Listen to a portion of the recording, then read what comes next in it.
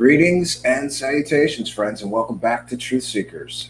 I'm very happy tonight because I've been following, I follow a lot of different people who talk about UFOs and UAP and all the goings on. And one of them we're going to get to talk to in person tonight, which I'm really excited about. He has a wealth of really great takes. I like his channel as well because we do long form here, an hour, 2 hour shows. He does very quick, concise, sort of hot takes on different things that people are talking about. I was really impressed with a lot of his knowledge and expertise, and I wanted to bring him here and have him share that with our audience here. So, friends, we're going to bring in our guest. There we go.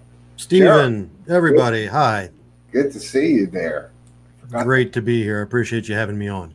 Yeah, I have been really impressed with some of your sort of breakdowns of the goings on and happenings. But the first question that I really have for you, because you seem to be incredibly knowledgeable about some military things and drone technology. So I wondered if you couldn't share with our audience some of your background that led you into this area. Sure. Well, first off, I spent 12 years in the United States Air Force. I was not a pilot. I was basically ground combat. For folks in the military who know, security police. When stateside, we serve as law enforcement. When deployed, we're pretty much ground combat for the Air Force, like Air Force infantry, if you will. But I had an interesting job. I was attached to some interesting groups in the military, including JSOC, and then farmed out to the DEA for a little while and played with some of the other alphabet agencies around. That's interesting. Yeah. And then most recently, I've been working for a defense contractor that is very prolific in the drone space, building, maintaining, flying, operating, designing, integrating, all sorts of things with military drone systems. So when I make posts or talk about drones being able to do things that I'm seeing on videos, it's not because I'm just discounting wishful thinking. It's because I know that there are things that we have that are capable of doing some of this.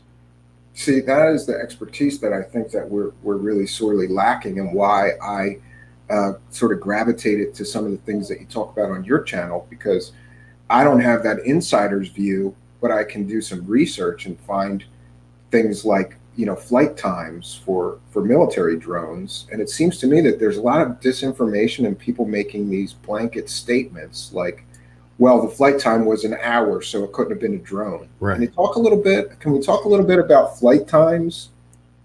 Historically speaking, when somebody says flight times in excess of an hour are not possible, it's because they are talking about small, cheap consumer drones that you can get from a hobby shop or Target or someplace like that.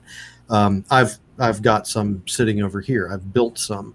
They're dependent on weight and power and battery size and things like that. And 45 minutes is about the max that you're going to get out of some of those, unless you spend a lot of money on them.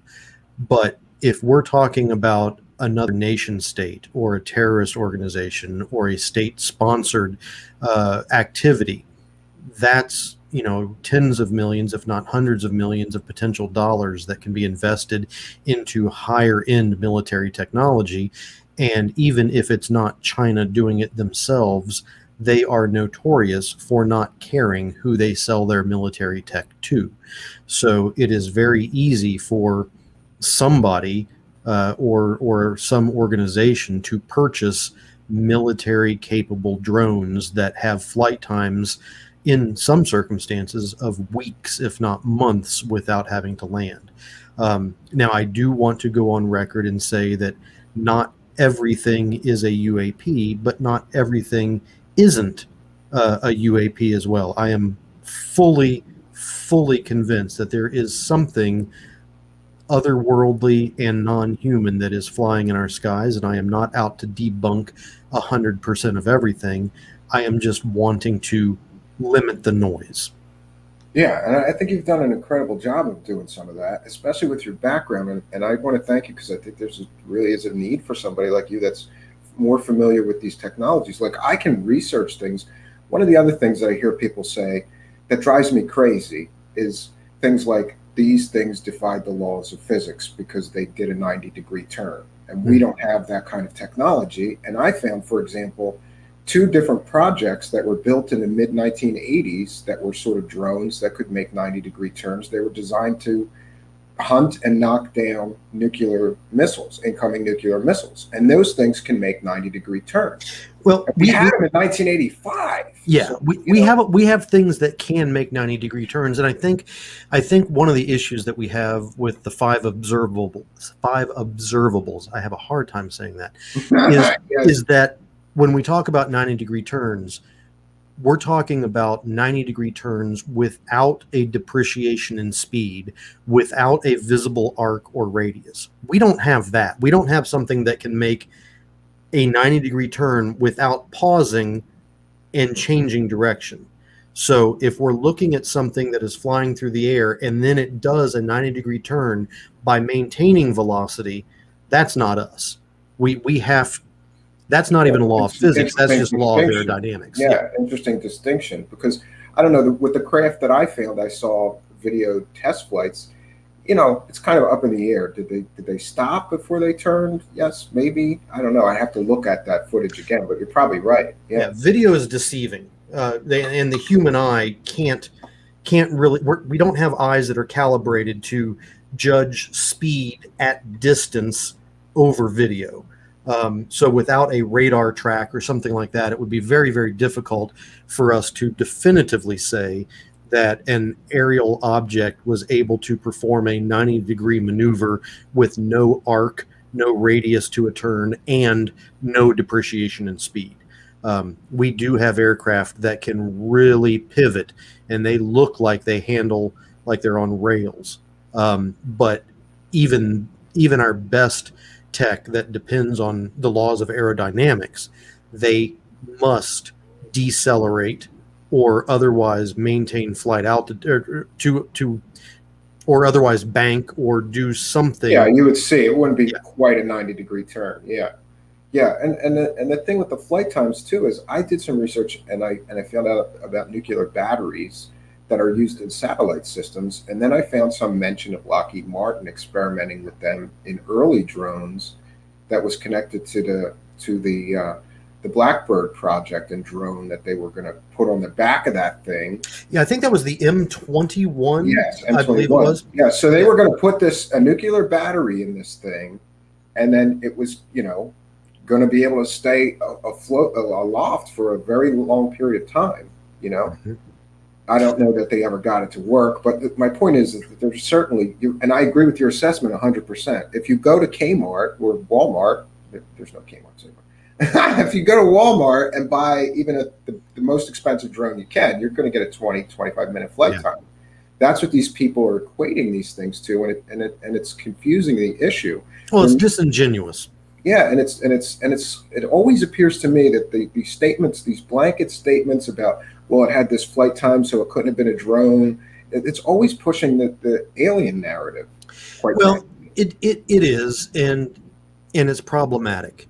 And I don't know, because I'm not them, so I cannot speak for these people.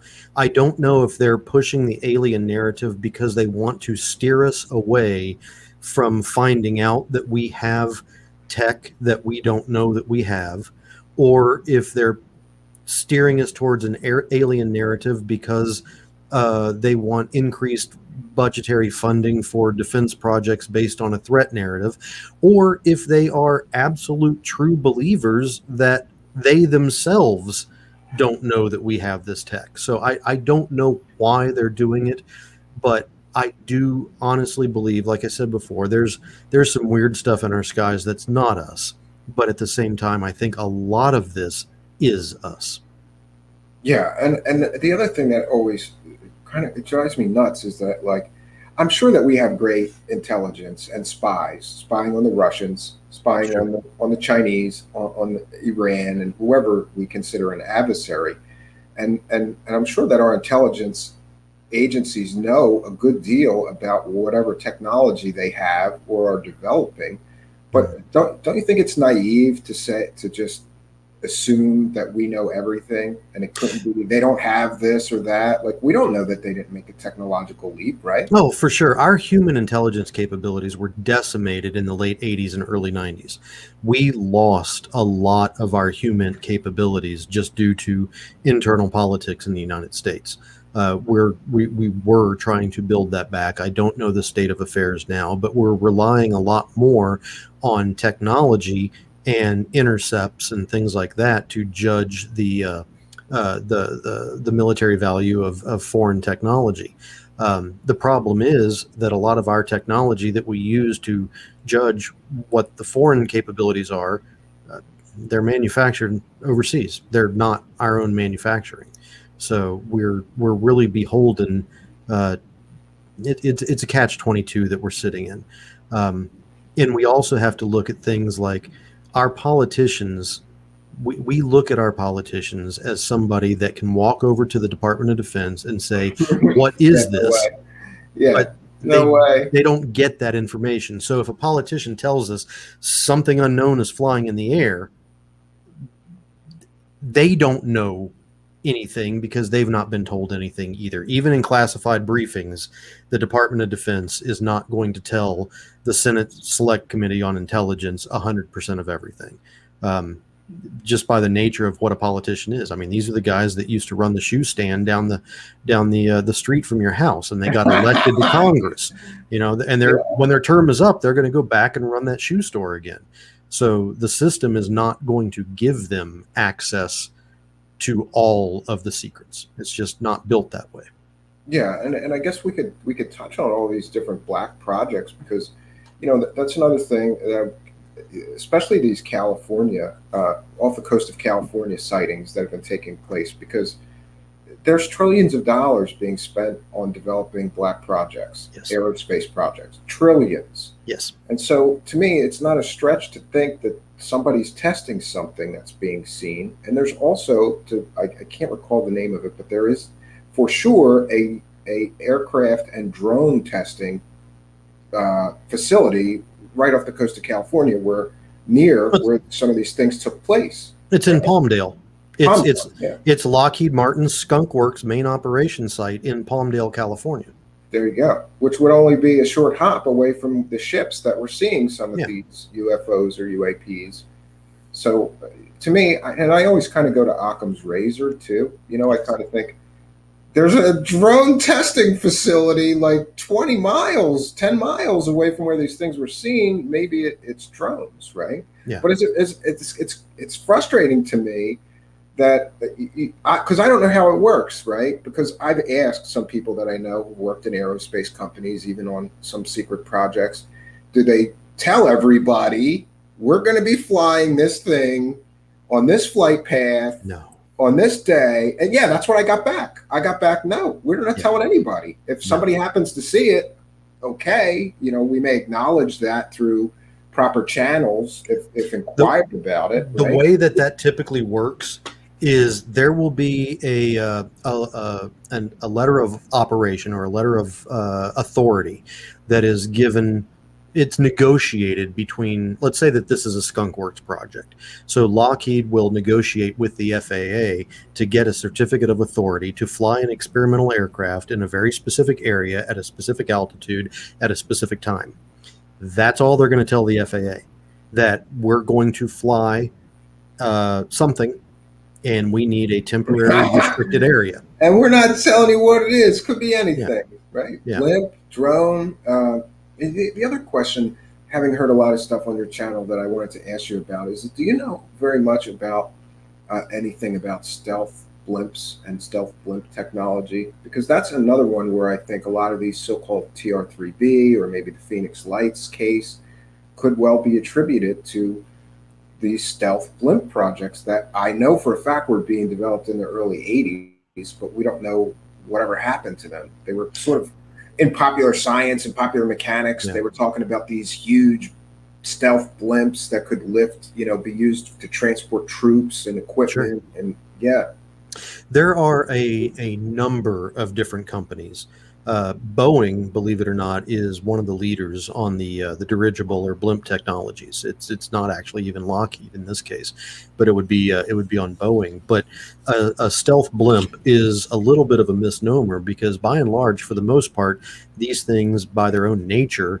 are a lot more stealthy than an aircraft, simply because the term stealth equates to low visibility and radar signatures, visual signatures, and audio signatures.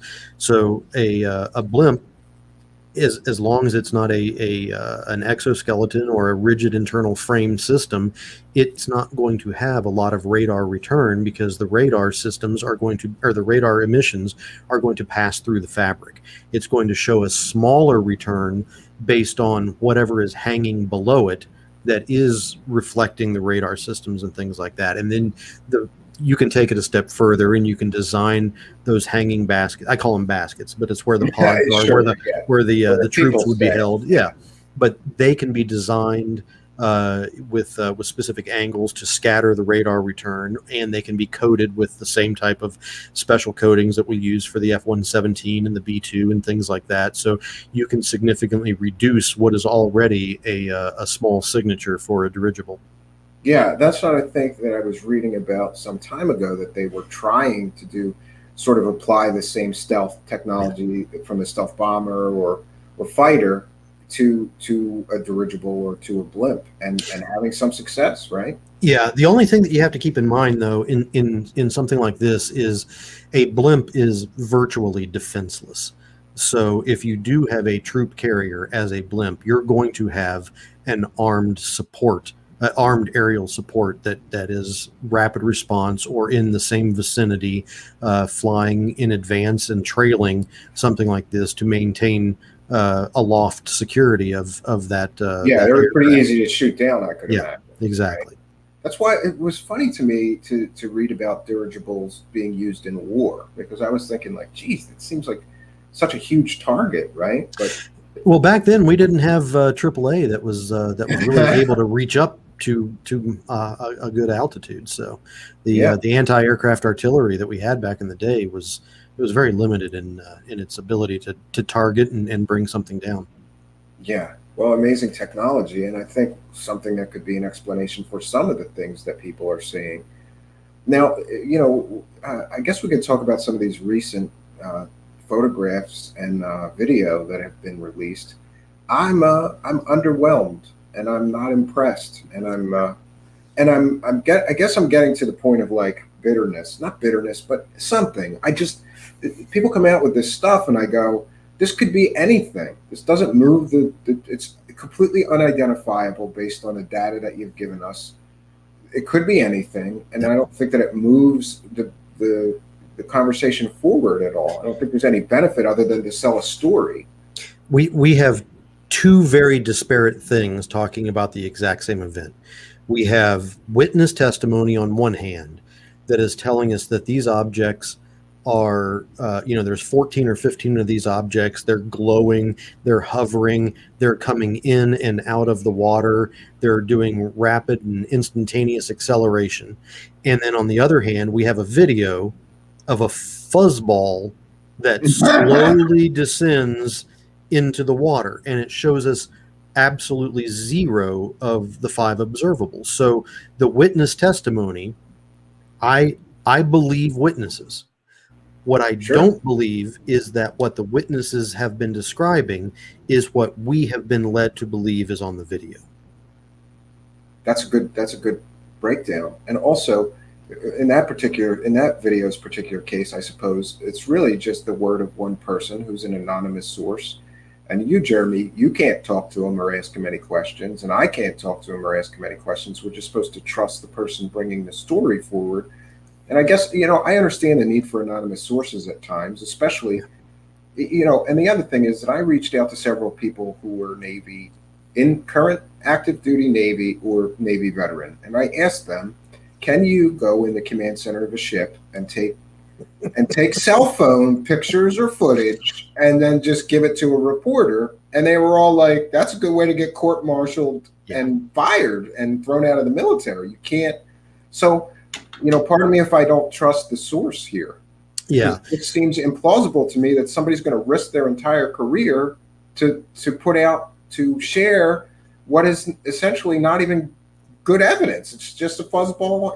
It's Yeah. The Combat Information Center on a ship, and I was Air Force, I'm not Navy. So if there's any naval folks that are listening to this, please feel free to jump into the chat and correct me. But it is a limited access facility on board a ship. You do not go in there as a tourist. You do not go in there if you do not have a need to be in there. And I am fairly damn certain that you're not going to be authorized to take out a cell phone and record something in real time as it's happening, simply because the systems that are being used in the Combat Information Center, you don't know what is going to be happening outside of the ship.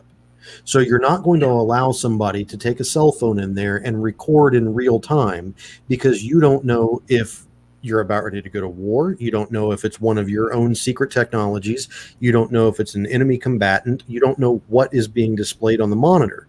Therefore, it's going to remain in a classified status. The only way that you would allow somebody to video that is if it is on a playback after it has already been determined that it is not a threat, not a security risk, and that it is a known entity. great. So it looks like, to me, I'm so glad that we delved into this, because this is what has been bothering me about this latest video. I'm going, they're saying it's unclassified, which doesn't make any sense. And then they're saying an anonymous source gave it to them. And one of the, call it a theory, but one of the theories that I have about some of the stuff that is leaking out is that it's training videos to show UFOs that have then been identified, and how people can be so quick to say it's a UFO, it's a UFO. And then they're using these things as examples of, like, here's one that this ship encountered and it turned out to be X, Y, or Z, right? Well, that's an absolute plausible and highly likely scenario, especially when you look at the Senate Select Committee's directive for the UAPTF report that I think we're 40 days, 50 days away from release now. That directive was not for the UAPTF to tell us what they know.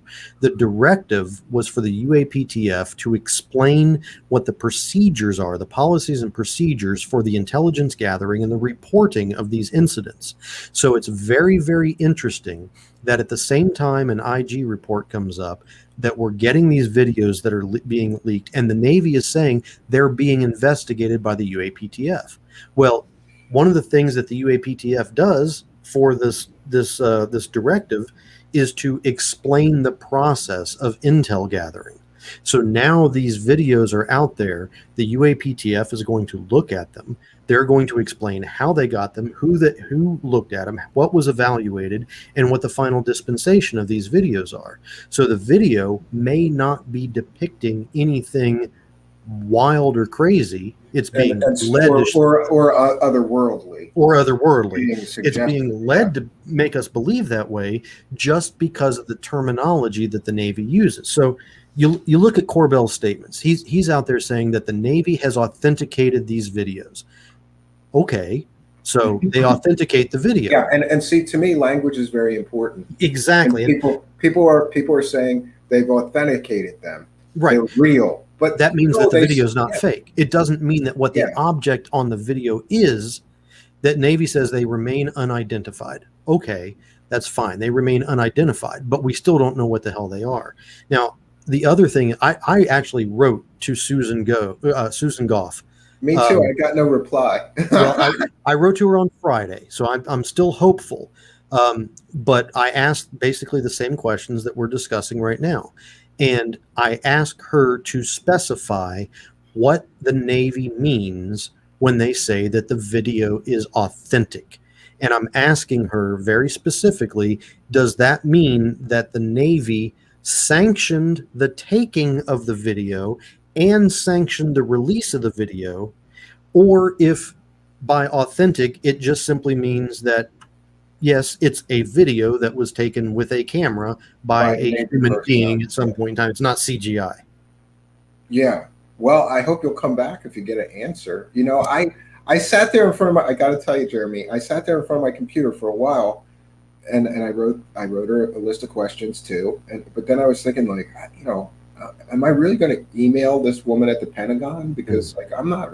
I don't know that I consider myself a journalist, But then I said, I have a show and I have an audience and they want to answer these questions. So I sent it and we'll see. If I promise you I'll share mine if you share yours. I'll show you mine if you show me yours. Oh, I've made a promise a long time ago that any data that I collect, I do not hold back. It goes, if the data that I collect disproves my own personal belief, I publish it. If it proves my own personal belief, I publish it. I don't care what the data proves or disproves because it's data. And everybody deserves the same equal unfettered access to the data. And I do want to say one thing because I know people get so upset when you appear to be attacking witnesses. I'm a witness. I saw something that I can't explain back in 1995. They get so upset. Folks like David Fravor, folks like the female wingman, Alex, these people, these pilots that are just coming out. These folks are out there putting their lives on the line, flying these multi-million-dollar aircraft and doing exactly what they're supposed to be doing, and they're not able to visually identify something. I believe them. What I'm not having an easy time believing is the information and the data that we're being shown. I don't believe it corresponds. Yeah, I would tend to agree with you. And that's why I'm frustrated with some of this stuff because, like we talked about the video and what people, the videos that we're getting and the witnesses' statements, they don't seem to jive very well. It's like one of these things is not like the other. It's frustrating to me because it's tantalizing. The witnesses are saying all kinds of stuff, and then the video that we get is nothing. It's bunk. Yeah. It's bunk. It shows. I mean, Mick West, love him or hate him, he's kind of he's doing a service. I love him. He's raising questions. I think he goes a little bit too far on a lot of things. He does not. I've never seen him change his mind. I've never seen him take counterpoints and incorporate them into his theories. It's either his theory or it's no theory, and I don't like that aspect. Yeah, but I do believe that he's performing a service, and I don't understand people being angry with him, especially if you really take a step back and you have to realize that in some of his debunks, he's 100% correct. Some of them, absolutely. And then people are getting mad at him because I guess he's literally bursting their balloon or whatever. They want to believe it's aliens. They don't like this guy coming along and saying not so fast, but I do believe that there's a place at the table for everyone, including him, if we're going to move the ball forward and really find out what this stuff is about. If we're going to apply any kind of critical thinking to this entire phenomenon, we have to have all sides of the arguments. We have to look at absolutely everything. I think he's wrong about the Nimitz as well. I do as well. So we can agree on that one. But we don't have video. We don't have anything from the Nimitz that is in line with witness testimony. Yeah. So it's just one of those things. It's like, this is what I'm saying with the frustration, because sometimes I start reading about one of these cases or whatever, and I say, you know what, I should not even read anything about this because it's just, we're never going to know what this is. There's not going to be a definitive answer given. There's not going to be new data. So we're at an impasse, right? Well, if you look, we have a very short memory. This is not the first time that we've done this. It seems like about every 10 to 15 years or so, this UFO flap happens. And right after that, somebody gets a lot of money to study something, and then we never get the data from their studies. I mean, the last time this happened, Robert Bigelow got $22 million to study it. So... Yeah, I was gonna mention that in this IG report that you talked about. Yeah, because it appears that the IG is going to be investigating, and there's a lot of confusion about that too. Because what does that exactly mean? right? It just means that they're going to be taking a look at how the money was spent, whether they, Well, the initial right or well, or whether they Yeah. wasted a lot of it, right? When the IG gets involved, isn't it generally because of waste and inefficiency? And Usually, yeah, I would say probably about 90% of the time, the IG's investigation. Now, there's a difference because an evaluation is different than an investigation. And currently, the IG is labeling this as an evaluation. So I don't know if it's going to be based around spending. My hunch, my personal hunch, is that at some point in time, there was a senator or a congressman somewhere who got their panties ruffled because they lost the funding for their nature trail. And then they found out that $22 million went to ATIP, and they launched a complaint 10 years ago about ATIP, and the IG is just now getting around to doing an evaluation to see if it warrants an investigation. I could be completely off the mark. I know that recently, I think today, there was, I didn't read the whole thing, but it was saying something about the fact that Lou Elizondo himself initiated a second IG investigation. I don't know what that's about or why. So my initial theory on how this happened may be completely wrong. yeah. Well, and also this is what I'm saying. There's all this stuff that's sort of, it does appear to be like a UFO or UAP sort of flap, like lots of activity, lots of media coverage that we haven't seen before.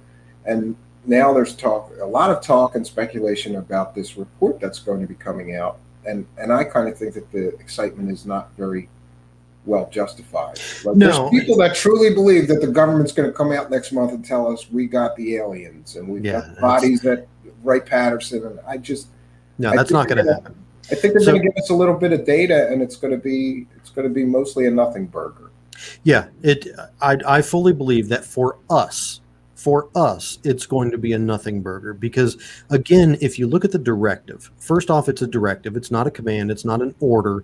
Nobody in the military has to comply with this report.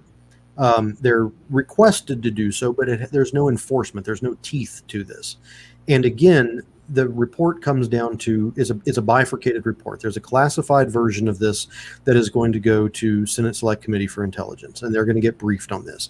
Then there is an unclassified version by request that is going to be supposedly a summary of what the Senate Select Committee is going to receive. I've seen these things before. I used to write intel briefings when I was deployed in the Middle East that would get sent to the JCS and things. So I understand the process behind this. We are going to get pretty much a 2-paragraph statement that is saying that they did their Everybody's best. Waiting all this time for a 2-paragraph statement. That's all we're going to get. Wow. That's all we're going to get. There's probably going to be an extension on this. There's probably going to be a briefing that goes to the Senate Select Committee, but it's probably not going to be sufficient. And the briefing that they get is probably going to be the request for an extension.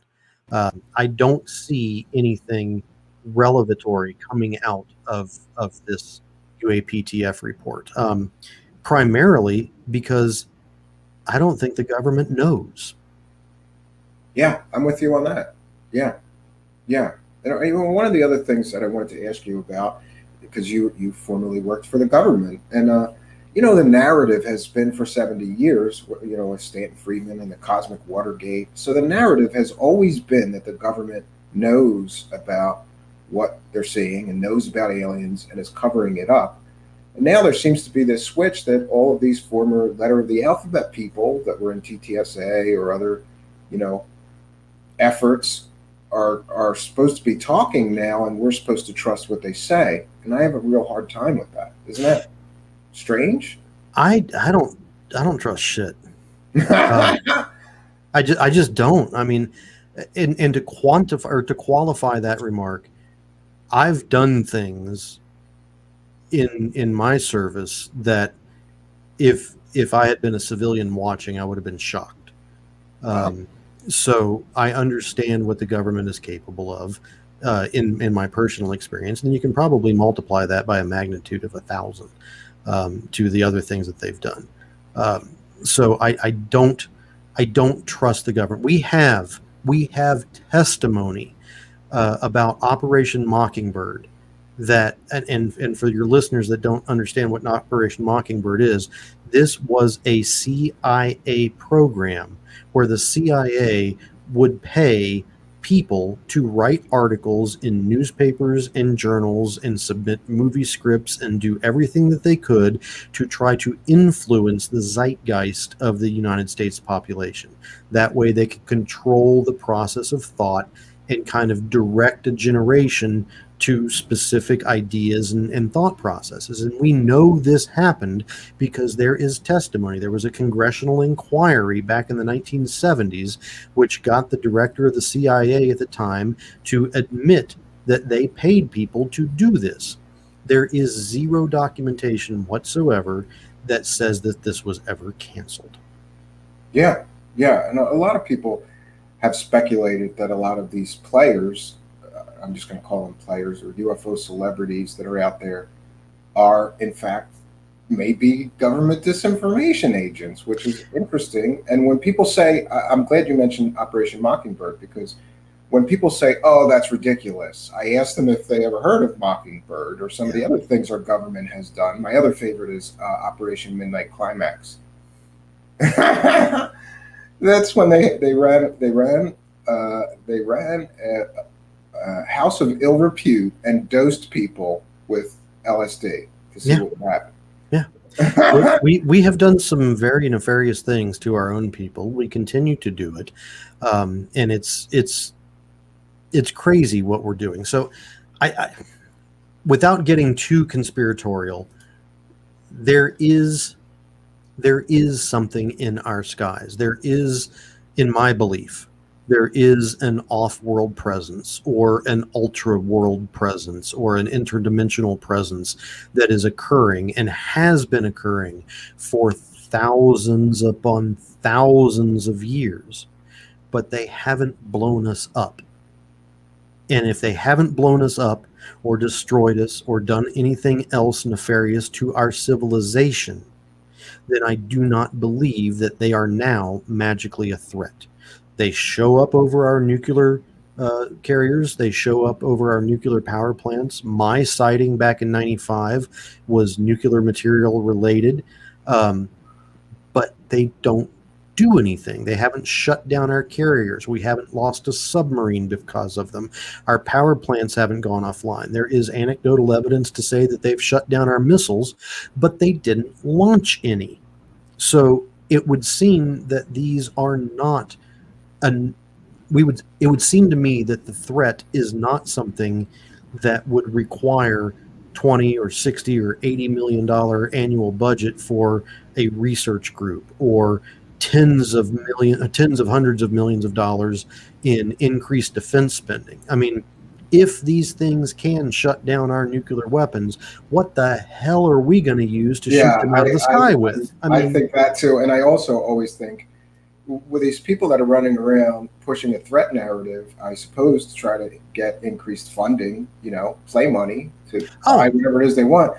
But my point is, if they truly are, from another solar system, for example, or from another dimension, right? That means they have technology that is a million years ahead of us, or maybe 100,000 ahead of us, or something, and they'd have to have weapons that we could never even compete with. It would be like they could just exterminate us at the flip of a switch. And more funding, it may not even be a weapon. It may not even be a weapon. There's a lot of hypothesizing that says that if a civilization can last that long and make it past its own great filter event, then it would be by necessity a benevolent society. But that doesn't mean that they don't have a technology that can be used as a weapon. I can stab you with a pencil, but the pencil is not inherently a weapon. It's a tool. It's a tool. So they may not have developed weapons specifically to annihilate Earth, but they may carry technology that has that capability. So maybe they're doing an ionization study and separating hydrogen from water, and they happen to have the ability to evaporate all the oceans on the Earth. not that designed as a would be weapon, great. but Yeah. it's things like that. So, but I really don't believe that what is in our skies now poses an immediate and pressing threat to either our civilization or another's, with one exception. If this falls out of the sky, if this falls out of the sky, and it falls out of the sky in Russia or China or Iran, and they have the ability to reverse engineer it, or they have the ability to somehow figure out how to use it, then we are screwed. Yeah. And we are screwed huge. So the threat isn't the UAP themselves in my book, but it is the possession of a UAP by an enemy state. Yeah. And, the other thing I was going to ask you about is I have a problem with people talking to absolutes, like we talked about. These couldn't be made on Earth. The other side of the coin is that I've heard, we've got like the Greer camp saying that all ETs are benevolent. And that drives me crazy too, because I just can't get my brain around making such a blanket statement, right? Yeah. Like maybe some are good and some are bad, right? Yeah. Certainly there's got to be, if there is other species out there in the universe, some of them are going to be like us, like warlike, territorial, fight over resources, right? Well, I think that we can disprove Greer right off the bat, because if we're talking about the phenomena and we're lumping in a little bit of everything into the phenomena, and take, for example, Skinwalker. Skinwalkers are a threat to whomever happens to be walking around. You don't necessarily want to be on Skinwalker when a portal opens up, because you might just be getting your arms and legs ripped off by something that pops out. That would definitely not be benevolent. Yeah. That is not benevolent. And when I've had several, or actually, I'm not going to say several because that's inaccurate. I've had 2 very long conversations with Colonel John Alexander. He lives right down the road from me here in Las Vegas, and I'm nurturing that relationship. But I asked Colonel Alexander if the phenomenon is a terrible thing, and he paused, and he licked his lips a little bit, and he thought very carefully before he answered my question. And he looks right at me, and he goes, "The phenomena itself is not terrible, but there are terrible aspects to it." Well, that's kind of terrifying too, though. Yeah. And this is the guy that started NIDS. This is the guy that studied Skinwalker. This is the guy that worked at the Los Alamos physics lab and knows a whole lot more than he will ever say. But for him to say that there are terrible aspects to this, I think Stephen Greer can go get bent. Yeah, I kind of make fun of him. I did a parody called Dr. Stephen Greed here. Because disclosure ain't free. No, right? No, and I take people to, yeah, absolutely. $333.33, and you get access to the truth, brother. I take people to task that sell access to information. And that's one of the things that I did when I started creating the Osiris. Is I went public and I said that whatever the data is that I collect, I will disseminate it to the world. I'm not for those that don't know, can you explain this Osiris thing? Because he's got a video on his. This is an amazing thing that he built. Talk about that. It's cool. I'm going to come there and drive it around. well, let me give you the whole backstory. So, because if I tell you exactly what it is right off the bat, it still won't make much sense. After my sighting that I had back in 1995, I sat on this whole experience. And then I ended up, through a weird series of events, I ended up on the TV show Unidentified Inside America's UFO Investigation. I was in season 2, episode 3. Met Lou, talked to Lou. Hell, I spent a week at Lou's house at the beginning of this year. Anyway, I got to the point where I started convinced myself that we're never going to get the actual truth from this or any other government. So I started trying to figure out what I could do to find out what the hell is in our skies for myself. So I found an organization called Skyhub, and you can visit them on the web, skyhub.org. And they've designed, I should say, a very robust platform that will allow you to purchase certain pieces and parts and electronics from Amazon and places like that, and they tell you how to assemble it. Cool organization. Yeah, it really is. And anyway, the gist of this is the fact that I took my daily driver. I'm not rich. I don't make a lot of money. So Yeah, my daily driver you. was a 1999 Land Rover Discovery 2, a very capable off-road vehicle. And I started drilling holes in the roof of this thing. And I was running Cat5 Ethernet cable and mounting fisheye cameras and drilling more holes and putting ADS-B antennas on it. And all sorts of, this is cool, guys. It's an insane vehicle. So I it's created like your very own mystery machine. Well, it's kind of like a four-wheel drive version of Ecto One from the Ghostbusters, really. Yeah. So I've got this vehicle that I cruise around in, and I go to hotspots, and I try to find scientific data that would prove to me the existence of off-world or otherworldly type of vehicles. So I've got the Osiris, and I forgot where I was going before we got in. I just asked you to explain the Osiris and building it and its capabilities and what you're doing with it.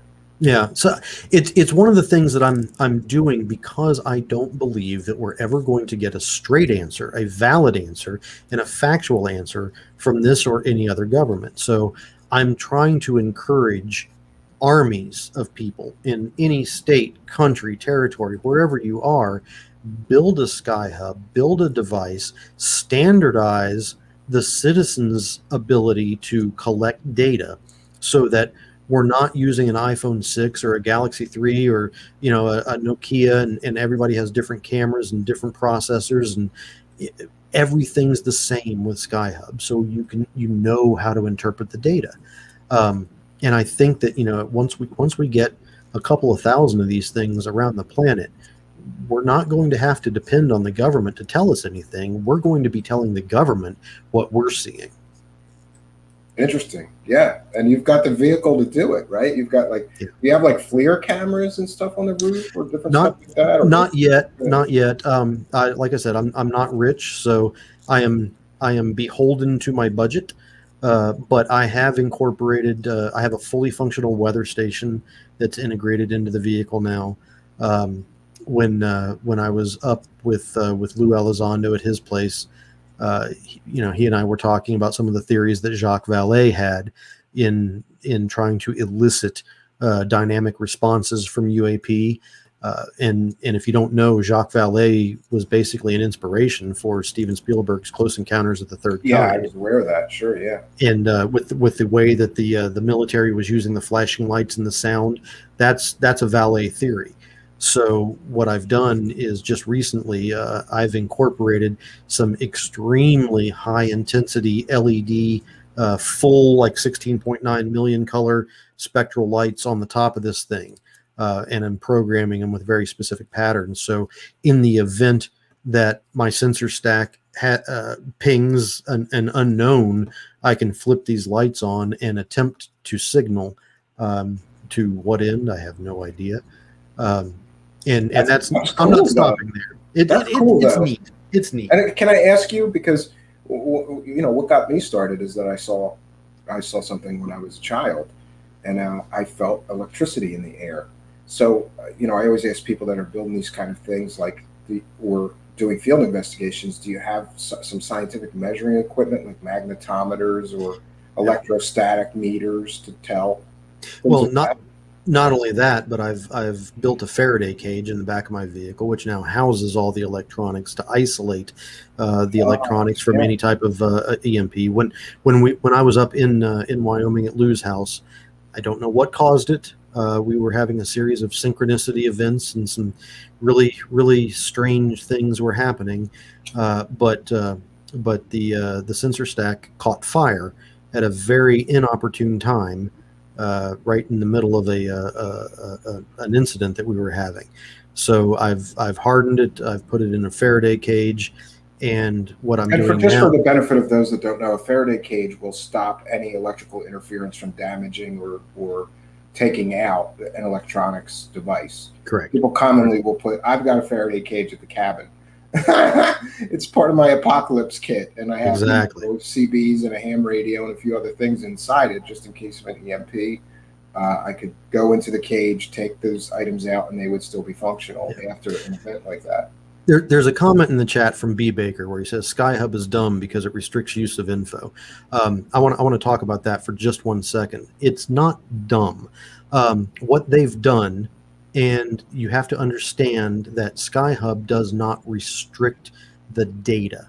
So what I cannot do is I cannot monetize that data. It can be given away for free. I can show everybody what that data is. I cannot charge people to get access to that data. So to get access to any of the data that I've generated with my SkyHub, you have to go to skyhub.org, register, create the profile, and then you have access to all the data. So they're not restricting it. Their end-user licensing agreement simply prevents anybody from monetizing it because they don't want to become the machine that sensationalizes something that is not accurate. So what I'm doing is I'm using the SkyHub as my primary point of information gathering, but I'm also backing it up with disparate and ancillary systems that I can have full control of the data over, as long as I'm verifying that what I'm capturing outside of the SkyHub is also, it's redundant. It matches with the data inside the SkyHub. So I like what they've done. If I was a movie producer, I wouldn't like it because I wouldn't be able to pick up a SkyHub and put it in my Stephen Greer documentary. But well, then he wouldn't make any money, and that's bad because praise the cash. Right, and I don't make any money off of any of this. To date, as it stands right now, I have not gotten paid for a single interview. I have not sold data. I don't ask for contributions to do anything. I had a GoFundMe for a very short amount of time that helped me build the very first SkyHub, and then I stopped. And I think I raised, I think it was either $400 or $600 on that, and that was absolutely it. So if you see me on NBC or CBS or something like that, please understand I am not getting paid for any of that. Yeah, well, good for you. I'm trying to get paid. I'm breaking even. Well, even my YouTube channel, it's not monetized. Yeah, they just turned ours on, and I have decided so far that I'm not turning ads on because that's really pennies, but we'll take the super chats. Yeah, yeah. I mean, something like that. If phone or a webcam, that's what I use. Everything here came from donations and super chats. I will accept some help, but I'm not trying to make $1 million. In fact, I'd be really happy if I could make like Taco Bell wages. That's a goal. You know, if I could have a part-time job I hate, I might as well have a part-time job I like. And just Exactly. some show business. FGraf72 is in the live chat saying that somebody posted to their channel a mere Truthseeker stream. So let me know who's doing that, because I don't know that I've given anybody permission to simulcast our stream tonight. Yeah, yeah. Stuff like that bugs me. But I will say that if I could do this and pay my mortgage, I would do this. But I would have to figure out a way that would force me to ensure the public that the money is not affecting the data in any way, shape, or form. And because I haven't figured out how to do that yet, I'm not getting paid for this. I mean, hell, I just broke my DSLR camera the other day. I broke a $600 lens, to be exact. DSLR camera. You could just see when that thing was going down. You're like, oh no, before it even hit. Right? It made me sick to my stomach. So I'm out $600, and that comes out of my pocket. But I don't want to be accused of having money that's affecting a narrative. And just to clarify on this and expand on it, I am involved in a film production, but the film production, I am also not getting paid a dime other than what SAG requires to be paid as a per diem, which, and I will tell you straight up, $40 per day. Yeah, I did some acting, so I was just going to say the minimum SAG per diem is nothing. It covers your gas, your lunch if you're lucky. Yeah. So they're paying for my expenses. A lot of people don't realize this. Like, what a lot of people don't realize is they see people on television shows on the History Channel and stuff like a lot of these guys are doing it for free. Like there's a lot of guests on even Ancient Aliens have said, I'm sure I heard Richard Dolan say that he doesn't get paid to be on Ancient Aliens, but it's good for his book sales or whatever, so he does it for free. Sure. So, yeah. Yeah, and I haven't written a book. I don't have anything to pimp or promote or anything like that. I built the Osiris, and I'm doing this because I saw something back in 1995 that defies any understanding that I have of either aerodynamics or physics. Nobody has an answer for me that is a valid answer that can say, oh, it was ours, or it wasn't ours, and it wasn't ours, but it was this. Nobody can tell me anything. So I want to find out what the hell it was that I saw and what the hell everybody else is seeing. And I think that, doing things like this and doing citizen science and gathering actionable intelligence in a way that, 10 or 15 years ago, the United States government would have loved the sensors that are in my Osiris. But now I have them and they've got something better. But, we're getting to the point now where the citizenry can do what the U.S. government did 20 years ago. Oh, Walter Bosley is here in the live chat, and he says, I'm doing a TV gig this weekend. Contract explicitly states that I do not get paid, only lodging, food, and transportation. Yeah, so, and listen, I'm just to be clear, I have no problem with anybody taking money, but there seems to be an extreme that some of these guys go to. It's always buy my latest course, even though, and the promises, we just covered David Wilcock is promising people superpowers. Oh, God, he's in the pitch video, he says, if you take his course, you're going to be able to levitate, telekinesis. Well, then you got Nick Pope going out there and saying that, for $40, you get to speak to him for like 8 minutes, one-on-one digitally. If anybody wants to talk to me, first off, why? And second, I'm accessible as hell, man. I'm not going to charge anybody $40 to get my bad advice. No, I think it was 4 minutes. You get to talk to him for 4 minutes for $50. So I joked on Twitter that if anybody wants to pay $50, I'll talk to them for eight minutes. Yeah. So I'm a bargain, right? Yeah, I'm an open book too. Like if somebody really wants to talk to me, my DMs are open. My Facebook is public profile. People can get to me, or they can email me at truthseekershow@gmail.com, and I reply to most people. I mean, some of the nutters I don't, like I get some crazy, strange emails doing this show for sure. Yeah. Yeah. Burger King customer, is that question for me or is that question for somebody else? Oh, I'm sorry. What did he ask? What exactly, or what did he see exactly? Has he told the story already? I don't know if he's asking me if I've told my story or not. Mine is in an episode of my previous podcast called The Midnight Hour. It's called Encounter in the Forest, and I'll put a link to mine in the description because it's kind of a long story. But briefly, I saw something in the woods just above the tree lines. It was elliptical, saucer-shaped, metal, dull gray. I felt electrostatic charges. I saw animals running out of the forest towards me, away from this object. And it was so close that I could feel like I could climb a tree and smack it on the bottom of it. Wow. It happened for a while, and then it bolted off, and that started me down this rabbit hole. Every book, every video, it's this insatiable, and I don't know why, but, when you have that kind of experience, for me, I have this insatiable need to know what I saw. Yeah. Yeah, very similar situation with me. I was in the military. I was deployed to the country of Jordan. My story is told on season 2, episode 3 of the Unidentified TV show. And I'm going to check. I think I've heard this. Yeah, I've seen this. It's a great story.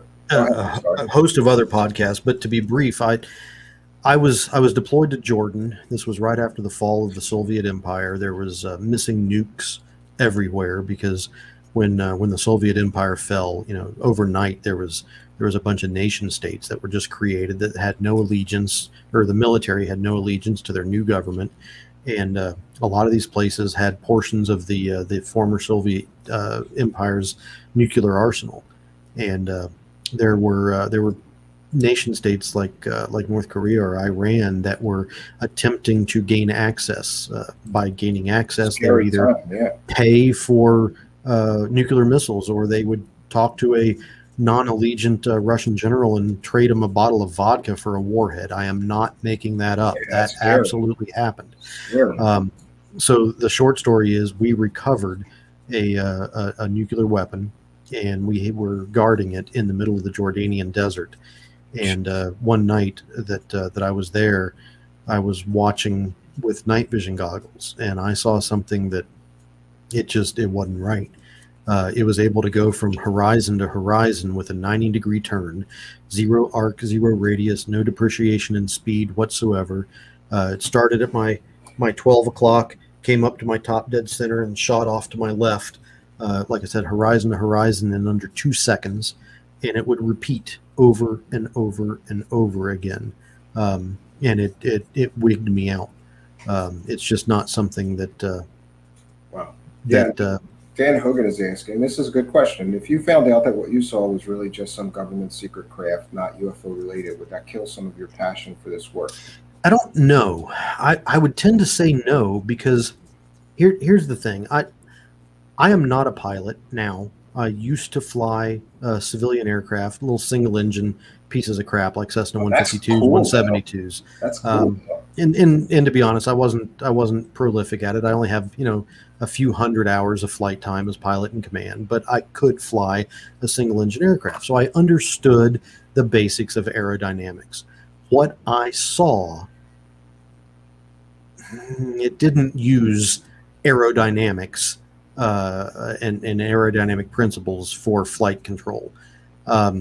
So if it was a government secret craft, that is technology that to date we don't know that we have. So I think that one of the things that I would be really upset at is 24 years ago was 1995. And if we had the technology that could do what I saw happen 24 years ago, what do we have now?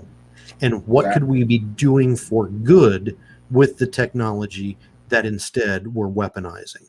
So my curiosity wouldn't be tempered, but it would certainly be redirected. Yeah. And Rodrigo has a great question. He asked, Jeremy, did you feel that it was a solid machine or perhaps a light projection?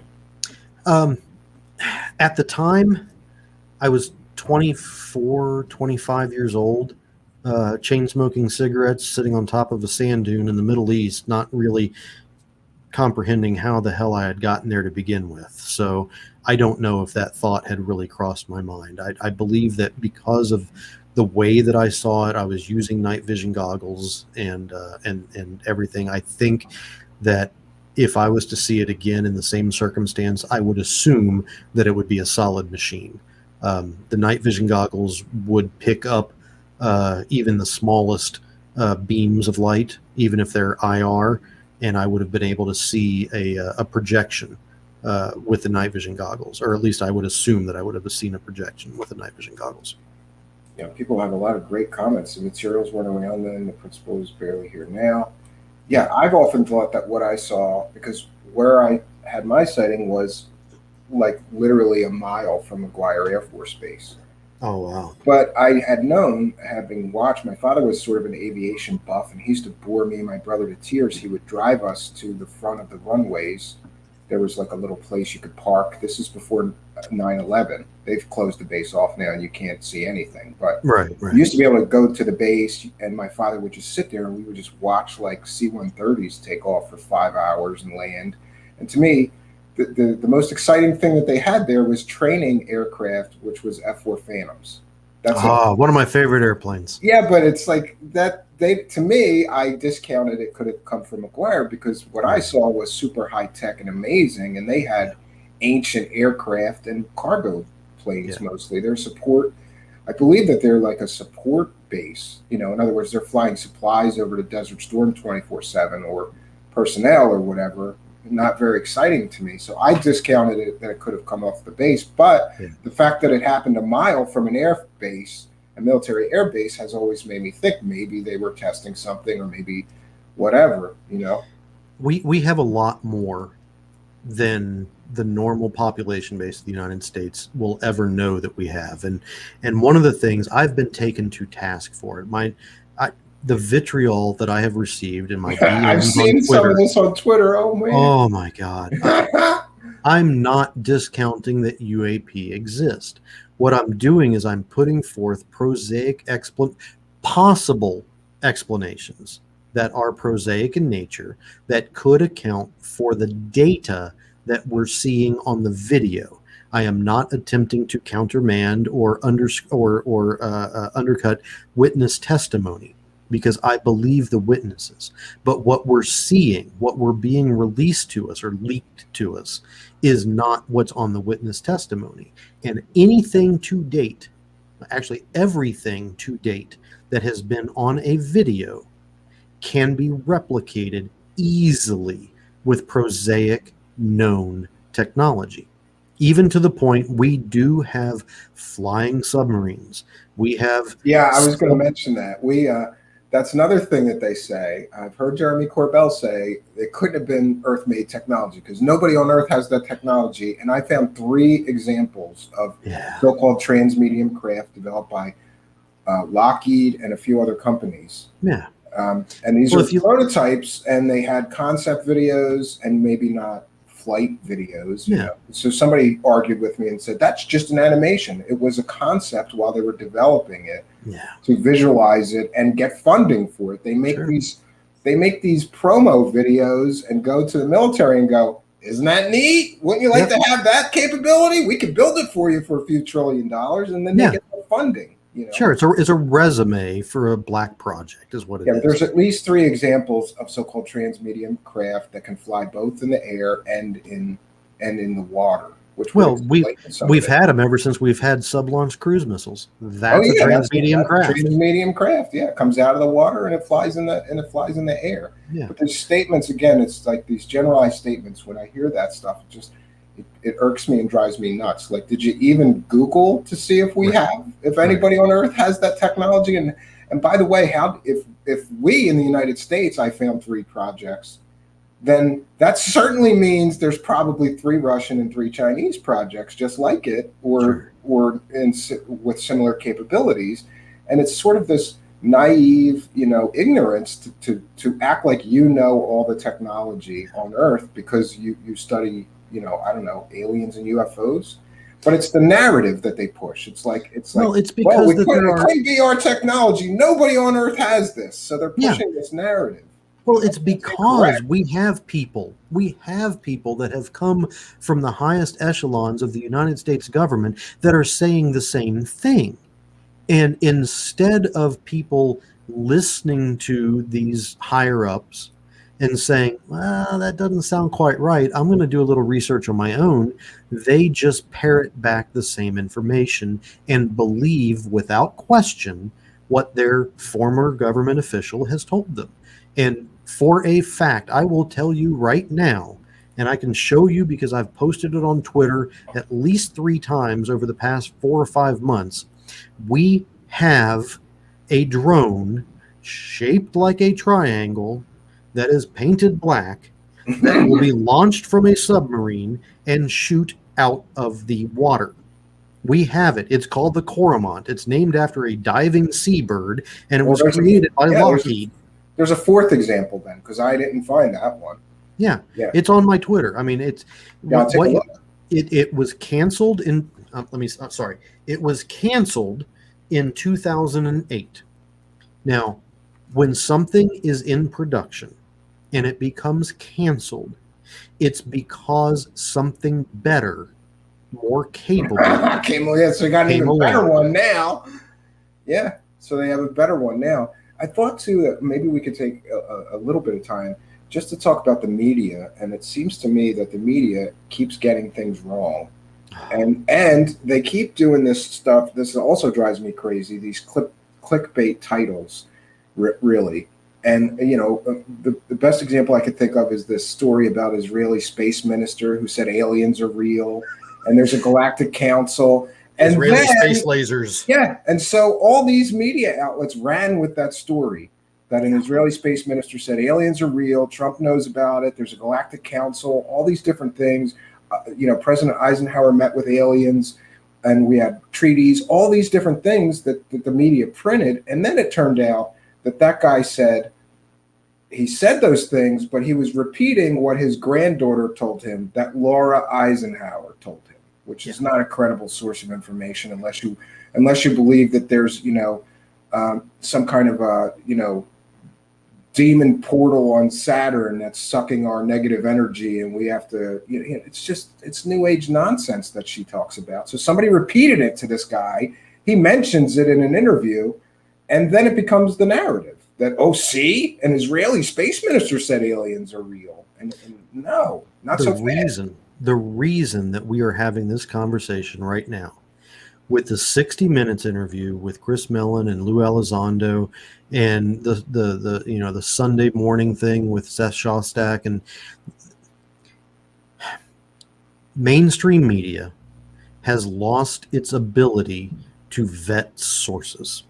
Mainstream media is not nearly as concerned about protecting their reputation. It is more decentralized now than ever. And with the advent of YouTube and channels like yours and mine and 3,000 other ones and Twitter and social media, news gets out. And what has happened in my opinion, and this is just my opinion, is that because social media has gotten this, and UFO Twitter specifically, we have captured a thought process. And that thought process needed to be guided. It needed a guidance behind it. And because there were some people that were getting too close, there were some people that were way far away, but it needed guidance.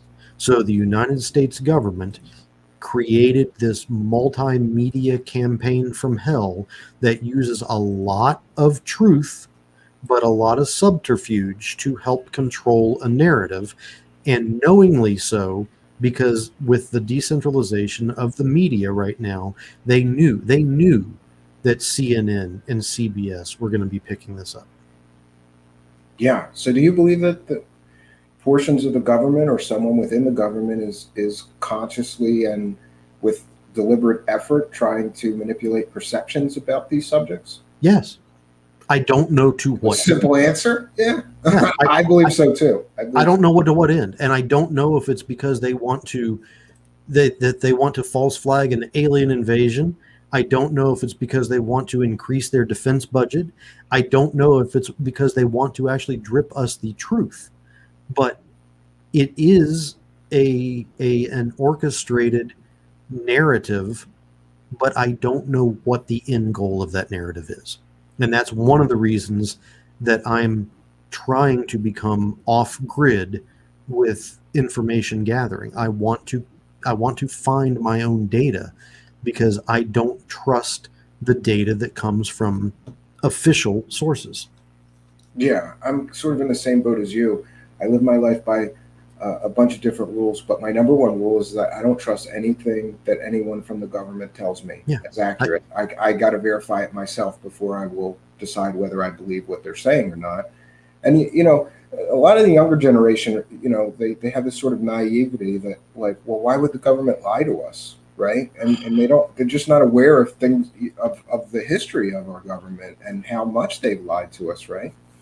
Yeah, I mean, Gulf of Tonkin. That's what I tell young people. Like, I had this discussion with a relative of mine, a younger relative, a nephew. He said, "Oh no, George Washington, and this is a great country. They don't lie to us." And I had him look it up, and then after he educated himself, I showed him 10 more examples of the government lying to its people. Yeah, or manipulating perceptions for sure. Well, we had a story, my God, what was it, 6, 8, 10, 12 weeks ago, where it comes out, and forgive me for citing this incorrectly because I know that I'm going to get a detail wrong and somebody's going to chew me for it. But there was, I think it hit every single major news network where there was a psyop being run by the United States military on our congressmen and senators to try to get them to increase funding for the war in Afghanistan. The military the military was doing background investigations and pulling pertinent information on certain people and trying to find out what their weaknesses were, and basically cornering them in the hallways of the Capitol building and giving them misleading information in the hopes that they would vote for increased defense spending. And it was all crap.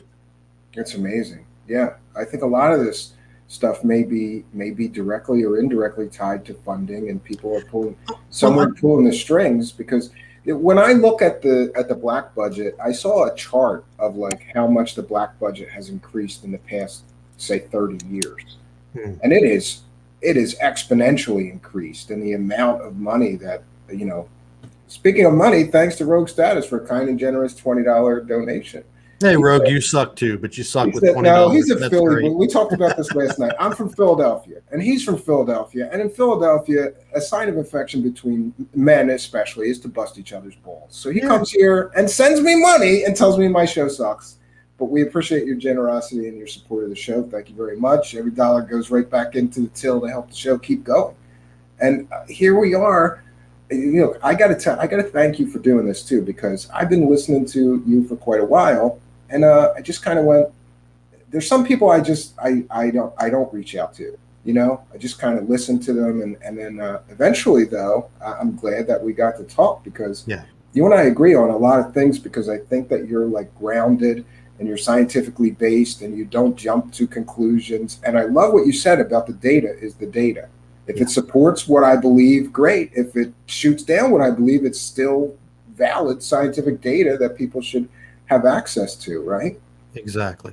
People should know the truth, regardless of what that truth is. And you know, I'm divorced and remarried, but my ex-wife, the mother of my youngest daughter, she can't stand the fact that I don't lie to my 7-year-old daughter.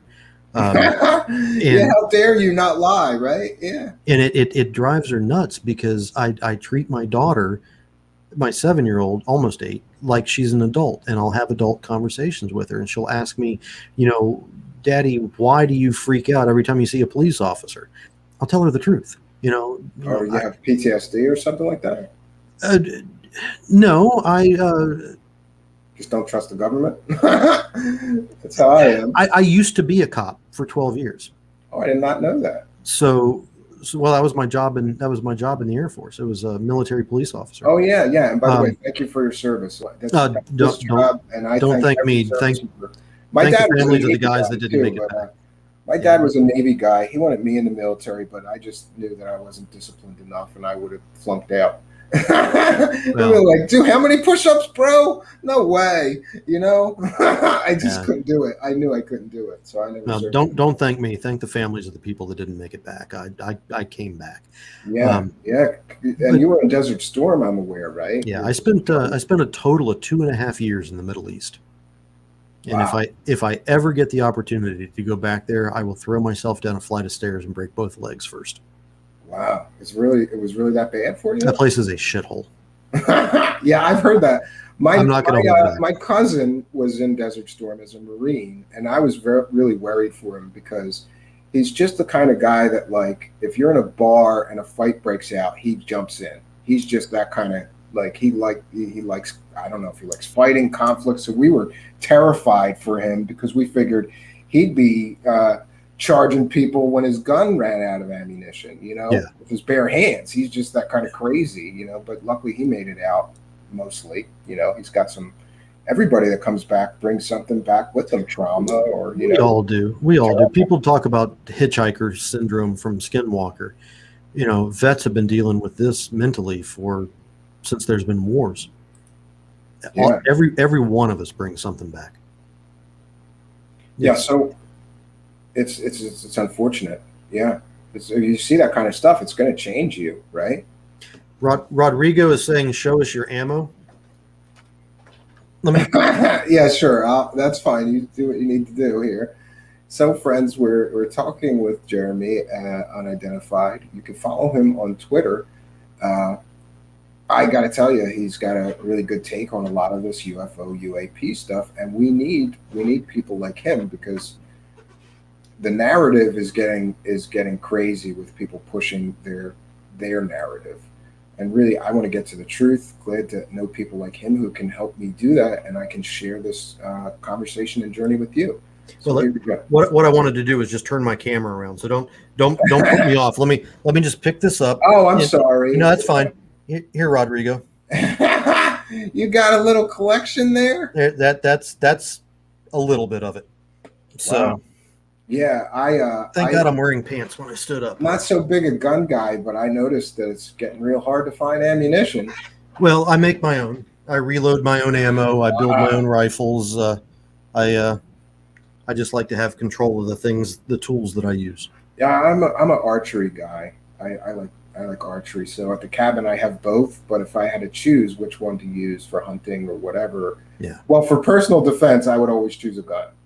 But for hunting, I like the sportsman. I think it's like a little more challenging, and there's something ancient about that bow and arrow. Yeah, there is. There's a connection. There's a huge connection between the action and the result when you have a bow and arrow in your hand. Yeah. So that's interesting. I noticed a lot of people are doing, like, I guess, prepper sort of things, right? Have you noticed this sort of change in the past year where people are sort of a little more paranoid than usual about not having enough things and hoarding things? And if you're putting gasoline in a plastic bag, I saw that. Couldn't believe it. And if you're on my friends list, just go ahead and delete yourself. Do me a favor. Yeah, don't put gasoline in a plastic bag, folks. That is ridiculous. I have a friend in Europe who sent me a picture of that, and he said, "Is this real? Are you Americans really that dumb?" And I went, "Absolutely. We're that stupid. We are that stupid." Yeah, I've had only one time where I had a line here. And then some of the gas stations, I think about half of them around here are out of premium or out of cheap gas still. You can only buy premium, Out here in Vegas, we haven't seen a blip. Yeah. I guess we're more in the line of that pipeline. So I asked a lot of questions about what, we were talking about these people pushing this alien narrative. Yeah.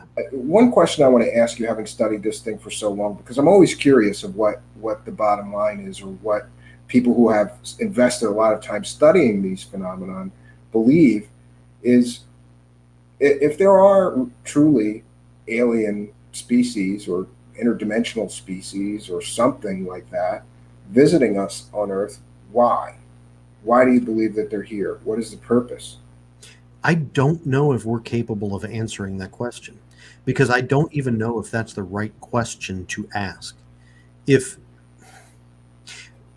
When I was talking to Colonel Alexander, he took me to task a couple times for asking similar questions, and I would ask him, who's in the UFOs, who's in the UAP, and he's like, that's just not the right question to ask. And I was like, what is the right question to ask?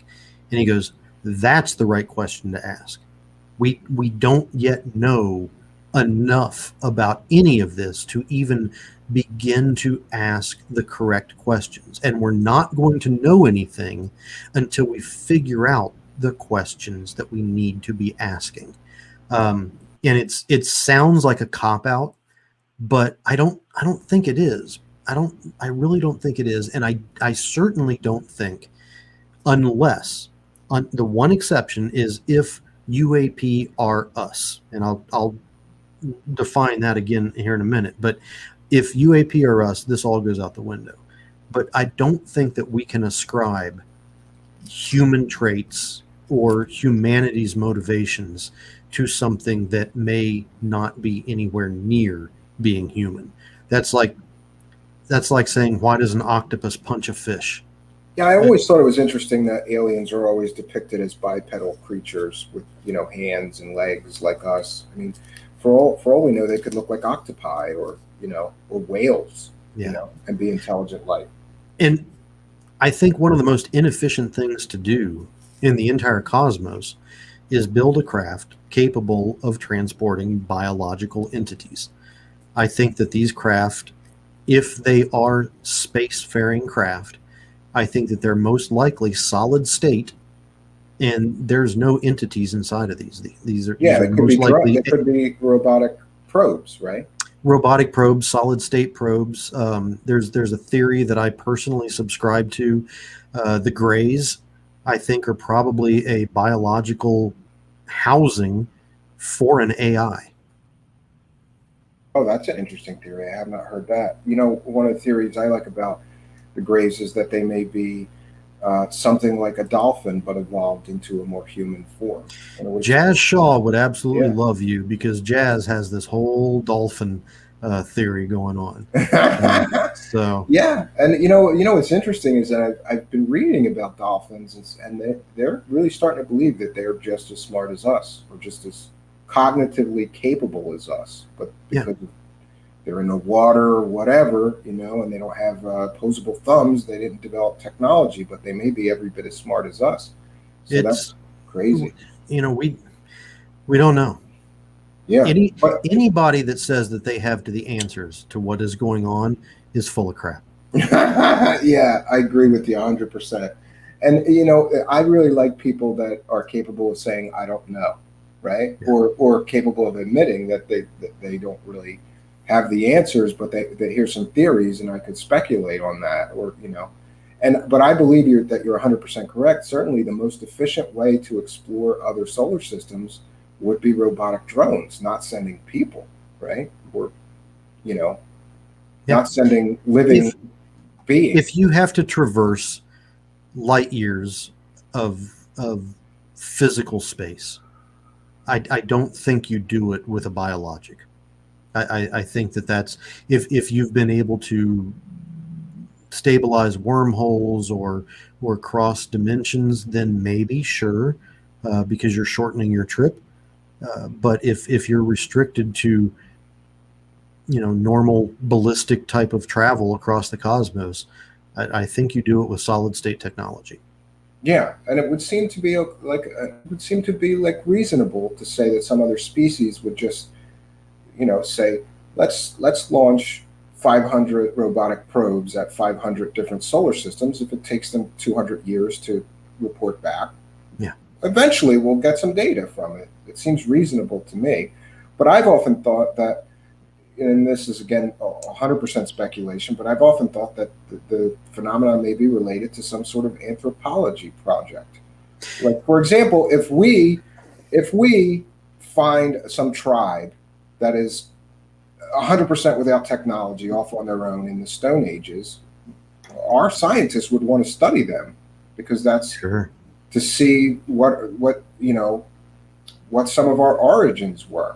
So I've often thought that they may be just observing primitive people because they're 100,000 years ahead of us, or however many years, a million years ahead of us, and want to see what part of their past may have been like that they may have lost through their own history. There is merit in that, and when one of the conversations that I was having with Colonel Alexander, I proposed to him one of my theories, and he didn't shoot it down. This kind of ties into the consciousness aspect of it, but it ties it in with the conservation of energy and thermodynamics, that energy can neither be created nor destroyed, so that when we die, our consciousness continues to live somewhere, somehow. It goes somewhere. So potentially this is us visiting us. That's interesting theory. Yeah, but why would it take the shape of a UFO, I guess? Well, who knows, right? Plasma balls have been seen. It could be energy. Consciousness turns to energy somehow. Well, Yeah, I'd sure like to believe that we go somewhere. I cannot wrap my brain around just blinking out and an end to my existence. No, I don't know if that's through religious teachings that I've had my whole life, or just because I don't want to believe that you just blink out when you no. your body dies. My daughter came to me about 2 weeks ago, and she was terrified of death. And I don't know if she had seen something on TV or heard something at school or whatever, but she was terrified of it, and the religious approach even scared her even more.